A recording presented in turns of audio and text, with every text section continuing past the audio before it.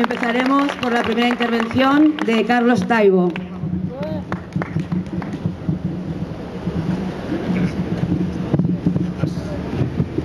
Muchas gracias. Bona nit. Buenas tardes a todas y a todos. Son tres las ideas que se me ocurre trasladaros. ¿Cuál es la primera? Repetimos incansables que las elecciones configuran una farsa. ¿Por qué?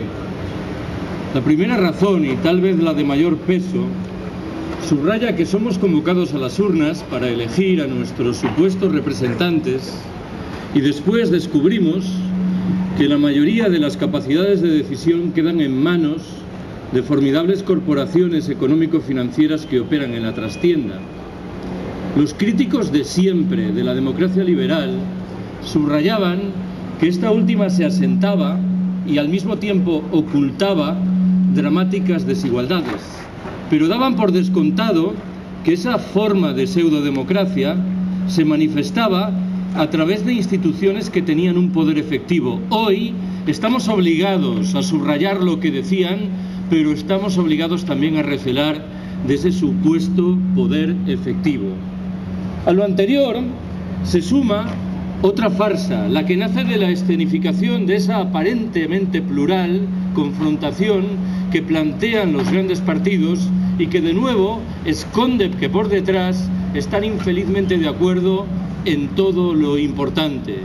Me atrevo a afirmar, por si poco fuera lo anterior, que ese esquema, el de los grandes partidos, dibuja desgraciadamente una comunidad política de la que se sienten copartícipes la mayoría de nuestros conciudadanos.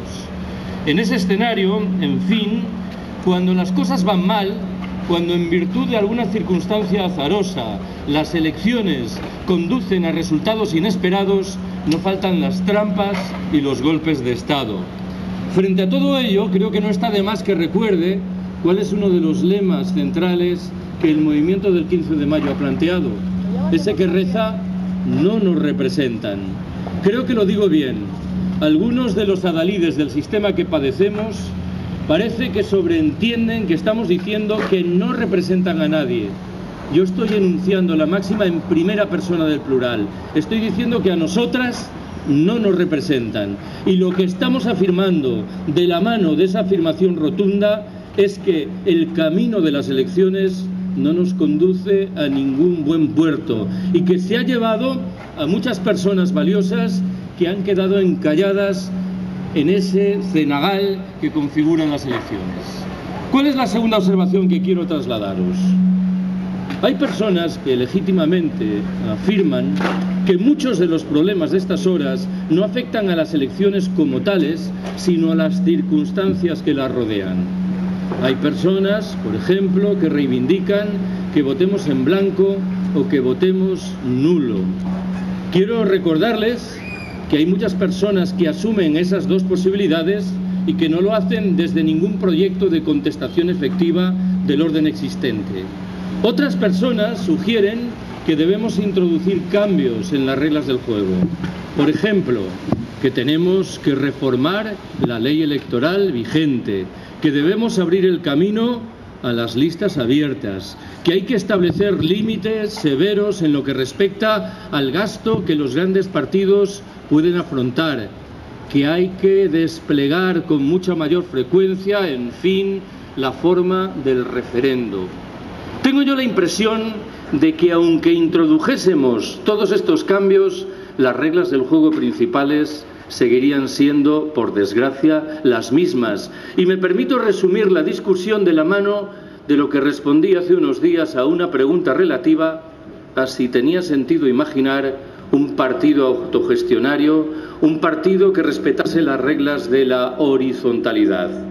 Esa institución, me temo que ni existe ni es imaginable. En primer lugar, por una razón muy prosaica. La palabra partido viene de parte. Se asienta en una división que dibuja un horizonte distinto de aquel que estamos defendiendo aquí, que no es otro que el de la autogestión. Al margen de lo anterior, un partido que acepta, aunque sea a regañadientes, las reglas del juego vigentes, está aceptando la delegación del poder y está acatando separaciones internas que por fuerza tienen que ser muy agudas. Está aceptando mecanismos de burocratización, de liberación de una parte de sus militantes que dibujan un escenario que no puede ser el nuestro. Nunca lo repetiremos de manera suficiente. Antes de 1936, la CNT, con centenares de millares de afiliados, disponía de un único liberado, el secretario del Comité Confederal. Formulo una tercera y última observación.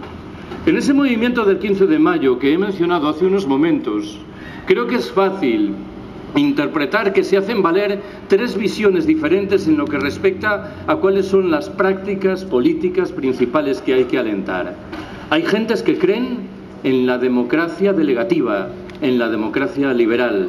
Hay gentes que, sin descreer de la anterior, agregan demandas en sentido participativo. Y hay otras personas que estamos claramente comprometidas con proyectos de democracia directa. ¿Por qué la demanda de la democracia directa? Por muchas razones. Enuncio alguna de ellas. Uno de los problemas clásicos de la democracia liberal lo retrató 2 siglos atrás Rousseau cuando subrayó que nos invitaba a ser libres una vez cada 4 años. Queremos ser libres en todos los momentos de nuestra vida.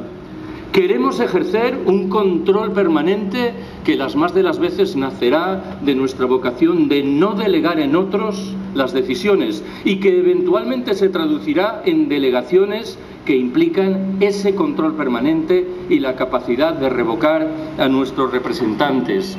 Queremos apostar por fórmulas de relocalización de nuestra vida, de descomplejización. Queremos apostar por la creación de espacios de autonomía en los cuales, sin intromisiones, apliquemos reglas del juego diferentes de las hoy imperantes. Creo que esto último que acabo de mencionar, esa generación de espacios de autonomía, perfila una diferencia fundamental, casi prepolítica, entre la tradición libertaria y otras con las que hemos competido durante mucho tiempo. La tradición leninista y la socialdemócrata, al cabo nos dicen que empezaremos a modificar las cosas una vez que hayamos alcanzado el poder, los unos a través de una revolución, los otros a través de las urnas. Lo que la tradición libertaria reivindica y lo que ha llevado a la práctica en muchos momentos de la historia es un proyecto afortunadamente diferente, el que nos conmina a modificar las reglas del juego aquí y ahora, generando un mundo diferente, sin tener que aguardar a vanguardias ni a tomas de palacios de invierno. Muchas gracias por haberme escuchado.